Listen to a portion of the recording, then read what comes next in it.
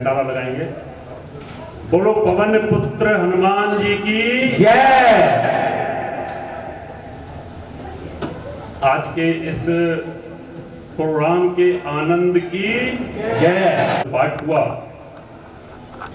और उसके सूत्रधार आदरणीय बोधराज सेकरी जी जो मेरी बगल में बैठे हुए हैं। ऐसे लोगों की सनातन धर्म में बहुत सख्त जरूरत है जो इस प्रकार का संकल्प लेते हैं कि जो ठान लेते हैं धर्म के लिए वो करते हैं। तो मैं इनको बहुत बहुत बधाई देता हूं। क्या आपने जो संकल्प लिया वो अपने पूर्णता से आगे की तरफ चल रहा है, इसलिए आप बहुत बधाई के पात्र हैं और इसको आप आगे बढ़ाते हैं। ऐसे उद्योगपति, ऐसे धार्मिक लोग जब आगे आए हैं तो सनातन के ऊपर जब भी संकट आया उसको उभारा, और बिरला जी हमारे सामने उनका उदाहरण आज है। जब सनातन धर्म संकट में था तो बिरला जी आगे आए और उन्होंने सनातन धर्म को बचाया। इसलिए मैं आपको भूरी भूरी प्रशंसा करता हूं, आपको बहुत बहुत बधाई देता हूं। बोधराज जी आपने बहुत एक नेक काम किया। ये जो मंदिर है इसमें जो आज ये पाठ हुए 21 पूनम माता जी इनकी संचालिका हैं, इनके आशीर्वाद से ये मंदिर प्रांगण, यहाँ पर लोगों को सनातन धर्म के बारे में जानने का मौका मिलता है। उनको भी मैं बहुत बहुत बधाई देता हूँ। व्यास पीठ पर उपस्थित गोसाई जी, उनके कंठ के अंदर जो रस है मैंने तो सोचा भी नहीं था। बहुत ही शानदार तरीके से भक्ति योग के अंदर गा गा करके एक किताब से पढ़ना और गा गा करके उसको बताना वो दिल में उतर जाता है। इसलिए व्यासपीठ पर विराजमान गोसाई जी आपको भी बहुत बहुत बधाई, बहुत बहुत धन्यवाद। मनचंदा जी, सलूजा जी, सनातन धर्म समिति जो यहाँ बनी हुई है गुड़गांव में, जो बहुत पॉपुलर है हरियाणा के अंदर एनसीआर में, उनके सभी पदाधिकारी और जो हमारे सहयोगी जिन्होंने पंडित जी वेदाचार्य जिन्होंने संकल्प कराया और जितने भी संगीतकार हैं सबको बहुत बहुत बधाई। और मेरे सामने उपस्थित सभी बहनों और भाइयों, आपने बड़े ध्यान के साथ सुना, आपको भी मैं बहुत बहुत बधाई देता हूँ। मैं ज़्यादा तो नहीं बोलूँगा क्योंकि समय बोर कर देता है आदमी को, क्योंकि अभी आप बोल बोल करके थक गए होंगे। लेकिन इसी से संबंधित एक कहानी सुनाऊंगा आपको कि आपने जो यहाँ पर 21 बार ये हनुमान चालीसा का पाठ किया, बहुत सारे बच्चे ये सोच रहे होंगे इसका क्या लाभ है। इसका कोई लाभ है? बहुत सारे नास्तिक भी कहते हैं कि हम तो 100 बार रोज करते हैं, कोई लाभ नहीं मिलता।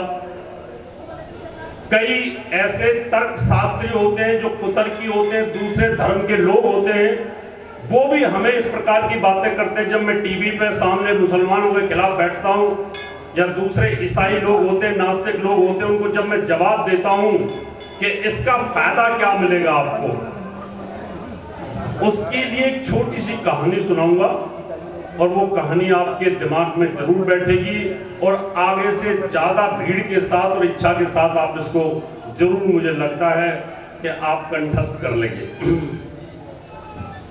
महाभारत काल की बात है, जब ध्यान से सुने आप। महाभारत काल के समय की बात है। एक बार वेद व्यास जी के शिष्य जैमिनी ऋषि ने वेद व्यास जी से प्रश्न किया कि गुरुदेव, ये जो वेद हैं, ये जो हनुमान चालीसा है, ये जो रामायण की चौपाइयां हैं, इनको बार बार करने से क्या फायदा मिलता है? तो उन्होंने कहा इस बात की जानकारी आपको साम्यिक ऋषि देंगे। आप साम्यिक ऋषि के आश्रम में जाओ और यहां से कहानी शुरू होती है। कहानी का सूत्र है कि जो आपने आज ये 21 बार हनुमान चालीसा जो याद किया, पढ़ा, क्या ये कहीं आपके कर्मों में संचित होगा?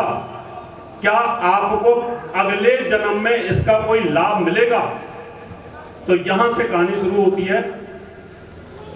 4 पक्षी थे, पक्षी, और उन्होंने संस्कृत में बोलना शुरू कर दिया। संस्कृत में 4 चिड़िया थी, उन्होंने संस्कृत में बोलना शुरू कर दिया। वो कैसे बोलना शुरू किया, मैं इस कहानी को आपको बताता हूं कि हमारे जो आज कानों के अंदर ये 21 बार जो हनुमान चालीसा का पाठ गया है, ये कहीं ना कहीं अंतरिक्ष में सेव हो गया है, संचित हो गया है। और जब आपको अगला जन्म मिलेगा ना, तो वही गुसाई जी, वही बोधराज जी, वो सब आप लोग दोबारा से इसको गुनगुना रहे होंगे। ये शब्द अंतरिक्ष में है। महाभारत का युद्ध चल रहा था, युद्ध चल रहा था। अर्जुन ने तीर मारा जोर से खींच करके, और जब तीर मारा तो वहां पर एक चिड़िया जा रही थी ऐसे उड़ करके कुरुक्षेत्र से। चिड़िया गर्भवती थी। चिड़िया के पेट को चीरता हुआ वो बाण निकल गया, और चिड़िया ने 4 अंडे दिए। चारों अंडे जमीन पर गिर गए। 4 अंडे जमीन पर गिर गए, चिड़िया मर गई। अंडे टूटे नहीं क्योंकि रेत था। उन्होंने दूसरा बाण मारा अर्जुन ने, तो वो हाथी की घंटी जो लटकी होती है ना इस तरह की, उस घंटी की चैन को काटता हुआ निकल गया। और वो घंटी जो थी बड़ी थी, वो उन अंडों के ऊपर गिर गई और वो अंडे बच गए। युद्ध चलता रहा, वहां से हाथी निकलते रहे, रथ निकलते रहे। युद्ध समाप्त हो गया। युद्ध समाप्ति के बाद वहां से सामयिक ऋषि जा रहे थे। उन्होंने देखा कि यहां घंटी के नीचे से कुछ चहचहाने की आवाज आ रही है। उन्होंने घंटा उठाया, देखा तो 4 चिड़िया के बच्चे। उसने सोचा, ऋषि ने, इतना बड़ा युद्ध हुआ, लाखों करोड़ों आदमी मारे गए, इतने घोड़े हाथी मारे गए, ये बच कैसे गए? उन्होंने चारों को लिया, अपने हाथ में बैठाया, अपने आश्रम में लेकर के आ गए। उनको दाना दिया, पानी दिया। उनके आश्रम में बगीचा था, वहां पर वो रहने लगे चारों भाई। जब रहने लगे तो ऋषि जैमिनी आते हैं कि गुरुदेव मुझे ये बताओ कि ये जो मनुष्य इस जन्म में जो कर्म करता है, इस जन्म में जो कर्म करता है, आज आपने जो यहाँ पर भगवान की शरण में यहाँ पर व्यास जी के सामने जो चालीसा किया, ये कहाँ सेव होता है? तो उनका संस्कृत के अंदर, बैठ जाओ बेटा, बैठ जाओ। संस्कृत के अंदर दोनों ऋषियों का वार्तालाप हो रहा था, आपस में बातचीत कर रहे थे। और वेद मंत्रों का जैसे ही जाप हुआ, वैसे ही चिड़िया के चारों बच्चे वो संस्कृत में बोलने लगे, और संस्कृत में बोलने लगे, और चहचहाने की आवाज बंद हो गई, और उन्होंने आपस में जवाब देना शुरू कर दिया। उन्होंने कहा, ऋषि जैमिनी, वेद व्यास ने आपको भेजा है और आप जानना चाहते हो मनुष्य के कर्म कहां पर संचित होते हैं? मैं बताता हूं आपको।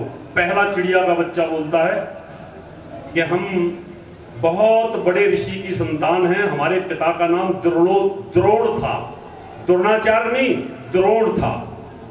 उनके तप से इंद्र भगवान का सिंहासन हिलने लगा, तो उनकी परीक्षा लेने के लिए आते हैं। वो बोलते हैं, वन की भाई इनका परीक्षा लेते हैं, और वो अपना रूप धारण करते हैं गिद्ध का, और जाकर के द्रोण ऋषि के पास बोलते हैं कि भाई मैं तो भूखा हूं और मैं तो मनुष्य का मांस खाता हूं, मुझे मनुष्य का मांस चाहिए। उनका मैं किसी और का क्या बोलूं, मेरे 4 बच्चे हैं, ये बड़े पढ़े लिखे, बड़े विद्वान है, वेद शास्त्री हैं। उन्होंने पहले बड़े बेटे को बुलाया कि भाई यहाँ पर जाओ, गिद्ध के सामने, उसने मना कर दिया कि मैं नहीं जाऊंगा। दूसरे को बुलाया, तीसरे को बुलाया, चौथे को बुलाया, चारों बच्चों ने मना कर दिया कि भाई हम इसके सामने अपने शरीर को खत्म नहीं करेंगे। अंत में ऋषि की कमिटमेंट थी, वो खुद चले गए। जब खुद गए तो इंद्र देवता वहां प्रसन्न हुए, उन्होंने कहा चिंता मत करो, कोई बात नहीं, मैं तो तुम्हारी परीक्षा ले रहा था, पर तुम्हारे चारों बच्चों ने तुम्हारी बात को टाल दिया। बैठ जाइए। तो इस बात से द्रोण ऋषि बड़े क्रोध में आ गए। उन्होंने कहा जाओ, मैं तुम्हें चारों बच्चों को श्राप देता हूं, तुम अगले जन्म में चिड़िया बनोगे, यही चिड़िया बनोगे और अगला जन्म तुम चिड़िया का बिताओगे और तुम्हें पता चलेगा कि भूख क्या होती है। तो हमें अपने पिताजी का श्राप लगा हुआ है। फिर उनसे पूछा कि तुमने चहचाने की बजाय संस्कृत में कैसे बोलना शुरू कर दिया? उन्होंने कहा हमारे अंतःकरण में, हमारे दिमाग में वो जो वेद मंत्रों के श्लोक थे ना, वो संचित थे, और जब आपने बोलना शुरू किया तो वो जागृत हो गए और हमें ये एहसास हो गया कि हम भी किसी ऋषि की संतान है। इसलिए बच्चों, आज जो आपने बोधराज सीकरी जी ने जो बीज बोया है ना, ये बड़ा होता चला जाएगा। ये आपको अगले जन्म में इतने शानदार फल देगा कि आप याद करोगे और आप पूजनीय बन जाओगे। यही मैं आपको कहना चाहता हूं। आपने ध्यान के साथ सुना, बहुत बहुत धन्यवाद। बोलो पवन पुत्र हनुमान की जय। बहुत बहुत धन्यवाद। बहुत बहुत आभार हिंदू धर्मगुरु